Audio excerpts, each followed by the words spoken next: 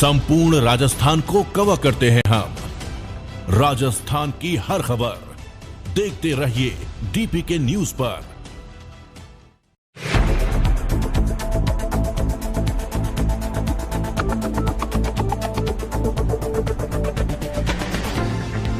नमस्कार, state news bulletin में आपका स्वागत है। मैं आपके साथ हर्ष चौधरी। बुलेटिन की शुरुआत करने से पहले एक नजर बुलेटिन की अहम सुर्खियों पर।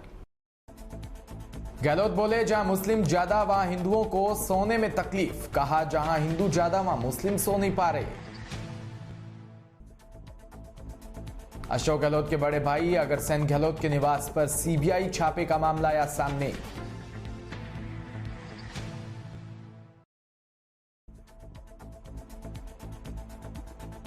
कासगंज में जुमे की नमाज को लेकर डीएम व एसपी ने किया पैदल फ्लैग मार्च। और खबरें विस्तार से। मुख्यमंत्री अशोक गहलोत ने एक बार फिर देश में बन रहे तनाव के हालात को लेकर केंद्र सरकार को निशाने पर लिया।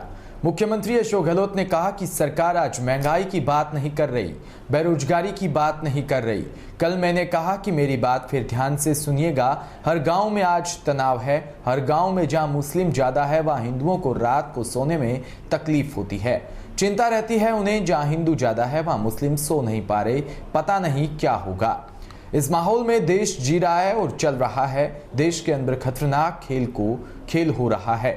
गहलोत दिल्ली में मीडिया से बातचीत कर रहे थे। गहलोत ने कहा, अगर हमने इसे नहीं रोका और प्रेम, भाईचारा और सद्भाव पैदा नहीं किया, विश्वास पैदा नहीं किया, तो चिंगारी कभी भी लग सकती है। जो राहुल गांधी ने कहा था कि लंदन में कि कैरोसिन छिड़क दिया गया है, देश के अंदर ये हालात बन गए हैं। इस रूप में आज देश चल रहा है, विस्फोटक स्थिति है। गहलोत ने कहा, इसलिए अपील करने के लिए मैंने कल हाथ जोड़कर अपील की प्रधानमंत्री जी से कि मांग करना अलग बात है, पॉलिटिकल पार्टियों का जो मांग की सोनिया गांधी ने और 13 पार्टियों ने उन्हें परवाह नहीं की। मैंने कहा, मैं हाथ जोड़कर प्रार्थना करता हूं आपसे कि आप आगे आइए और देश आपकी बात सुनेगा, क्योंकि आप प्राइम मिनिस्टर चुने हुए हो। चाहे वो किसी कारण से चुने गए हो, वो अलग बात है। आप आकर देशवासियों को कहिएगा कि प्रेम, भाईचारा, शांति कायम रहे। मैं अपील करता हूं और हिंसा में किसी कीमत पर बर्दाश्त नहीं करूंगा, ये कहें। इससे क्या ऐतराज हो सकता है? प्रधानमंत्री मोदी जी को बताइए। न वो आ रहे, न अमित शाह जी आगे आ रहे, इस बात का मुझे सख्त ऐतराज है। मैं एक चुना हुआ मुख्यमंत्री राजस्थान का हूं। मुझे ऐतराज है कि इस प्रकार की अपील करके यदि शांति स्थापित हो देश के अंदर, उसमें कंजूसी क्यों की जा रही है, आने में क्यों हिचक रहे हैं, मुझे ऐतराज है। राजस्थान सरकार द्वारा राज्य के वरिष्ठ नागरिकों के लिए देवस्थान विभाग के माध्यम से संचालित वरिष्ठ नागरिक तीर्थ यात्रा योजना के ऑनलाइन आवेदन गुरुवार से प्रारंभ कर दिए। देवस्थान विभाग जोधपुर के सहायक आयुक्त जतिन कुमार गांधी ने बताया कि इस योजना के अंतर्गत राज्य के कुल 20,000 वरिष्ठ नागरिक यात्रा करेंगे, जिसमें देश के चिन्हित 14 तीर्थ स्थानों पर रेल द्वारा 18,000 व देश के बाहर स्थित पशुपतिनाथ मंदिर काठमांडू की हवाई यात्रा 2,000 वरिष्ठ नागरिक करेंगे। रेल से यात्रा करने के लिए प्रमुख तीर्थ स्थान रामेश्वरम, मदुरई और जगन्नाथपुरी, तिरुपति, द्वारकापुरी, सोमनाथ, वैष्णो देवी, अमृतसर, प्रयागराज, वाराणसी, मथुरा, वृंदावन, उज्जैन, ओंकारेश्वर, गंगा सागर, कामाख्या, हरिद्वार, ऋषिकेश, बिहार शरीफ समेत शिखर अनेक तीर्थ स्थान शामिल है। आवेदक इन तीर्थों में से वीरता के आधार पर 3 तीर्थ स्थान भर सकेंगे। आवेदन के लिए वरिष्ठ नागरिक का जन आधार कार्ड आवश्यक होगा। वह 1 अप्रैल को आवेदन की आयु 60 वर्ष होनी चाहिए। आवश्यकता नहीं, आयकरदाता नहीं होना चाहिए। 70 वर्ष से अधिक के वरिष्ठ नागरिक यदि उनका जीवन साथी यात्रा नहीं कर रहा तो आप अपने साथ एक सहायक को ले जा सकेंगे। सहायक की आयु 21 से 50 वर्ष के मध्य होनी चाहिए, जिसका समस्त विवरण ऑनलाइन आवेदन के साथ संलग्न करना आवश्यक होगा।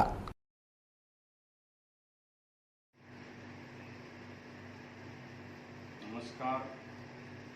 राजस्थान सरकार के यशस्वी मुख्यमंत्री माननीय अशोक जी गहलोत द्वारा बजट 2022-23 में राजस्थान के वरिष्ठ जनों के लिए तीर्थ यात्रा योजना पुनः शुरू कर दी गई है।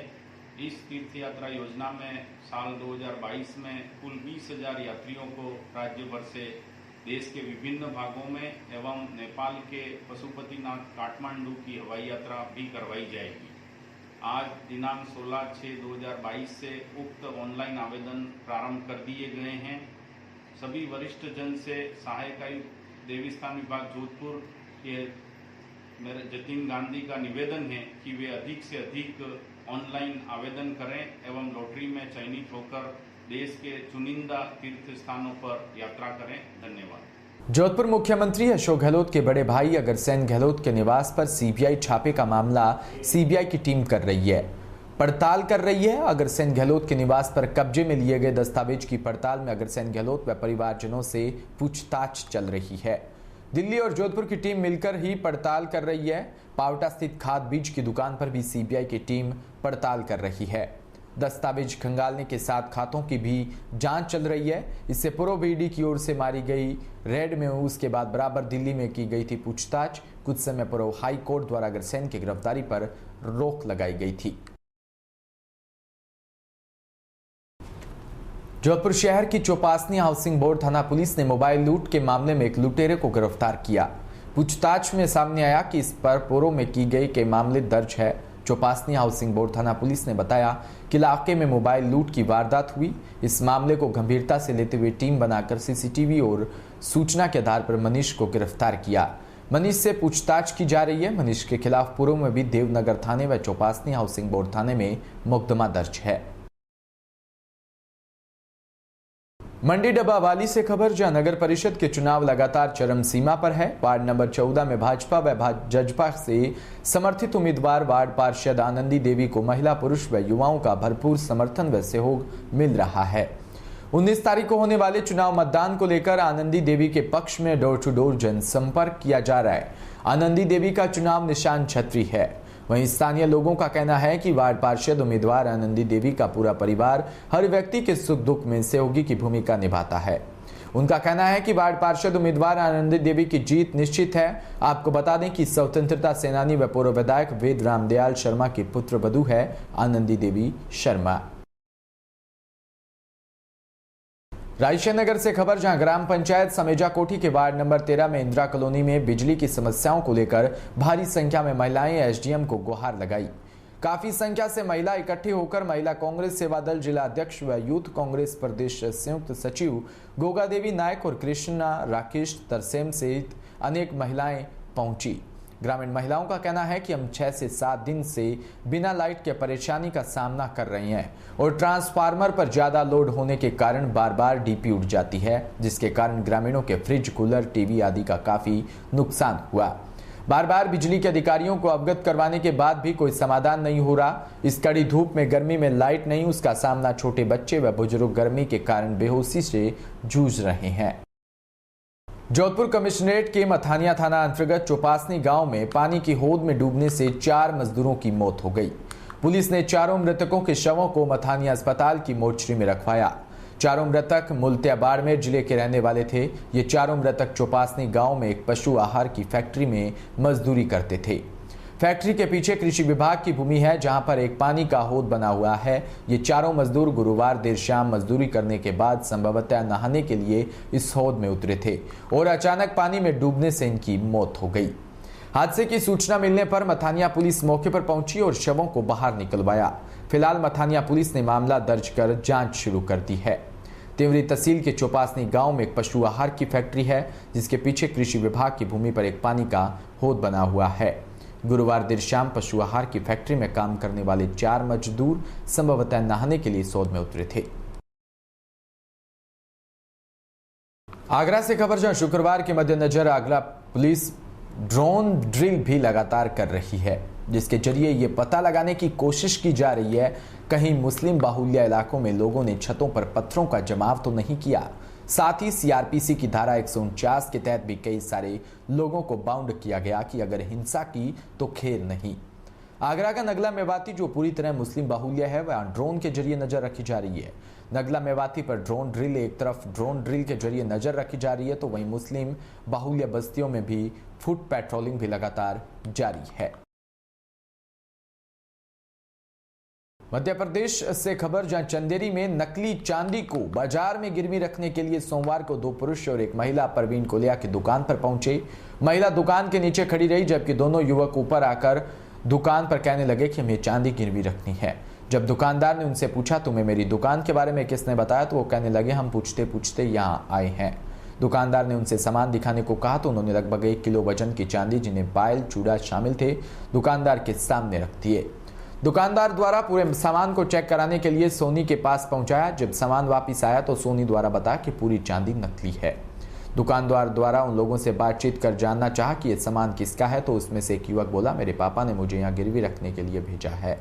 लड़के ने अपने पापा को फोन लगाया तो वो फोन नामन गांव के किसी साहू को लगा।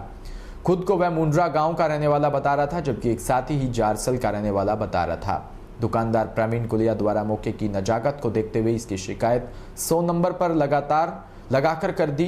वहीं लड़के पुलिस को फोन लगाता देख मौके से भाग गए और दुकान पर अपना मोबाइल, आधार कार्ड, पैन कार्ड और पूरी चांदी छोड़कर भाग गए।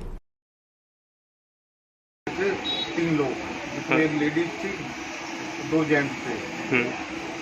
और वो मेरी लेडीज तो बाहर खड़ी रही और जेंट्स ऊपर दुकान पर आ गए और कहने लगे गिरवी रखना है। नहीं कितने भेजा, कुछ नहीं भेजा, पूछते आ गए। मैंने कहा भाई ये तो वजन देखा, उसका 1 किलो की लगभग वजन था, उसका चांदी थी। तो उसको जांच करवाने के भेजा तो वो नकली पाई गई। और मैं बोला कि जांच में कि नकली है। तो फिर मैंने उसको कहा कि किसकी है, रिश्तेदार की है, मेरे पापा की है।